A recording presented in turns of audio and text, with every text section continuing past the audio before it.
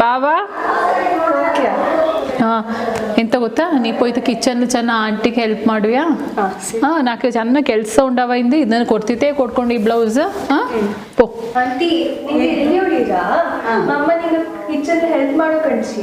ನೀನು ಏನೇ ಹೆಲ್ಪ್ ಮಾಡೋದು ಬೇಡ. ನಿನಗೆ IAS ಓದಿ ಆಫೀಸರ್ ಆಗಬೇಕು ಅಂತ ಆಸೆ ಇದೆಯಲ್ಲ, ಅದು ಓದೋದ ಕಡೆ ಮಾತ್ರ ಗಮನ ಕೊಡು ಆಯ್ತಾ. ನಾನು ಅಮ್ಮಗೆ ಹೇಳ್ತೀನಿ ಆಯ್ತಾ, ನೀನು ಹೋಗ್ಬೋದು. ಪುಷ್ಪ, ನೀನು ಯಾಕೆ ದೇಚಿಗೆ ಹೇಳಿದ್ದು ಆಂಟಿಗೆ ಕೆಲಸ ಮಾಡಿಕೊಡು ಅಂತ ಹೇಳ್ಬಿಟ್ಟು?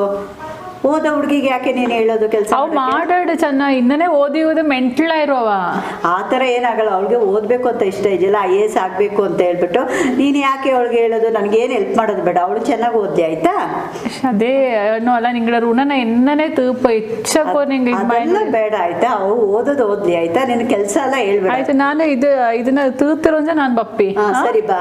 ಚೆನ್ನ ಇದು ಹಿಂದೆ ಕೊಡ್ಕೊಂಡು ಅಚ್ಚ ಅದಂಗ ನಿನ್ ಕೆಲಸ ಮುಗಿಸಿ.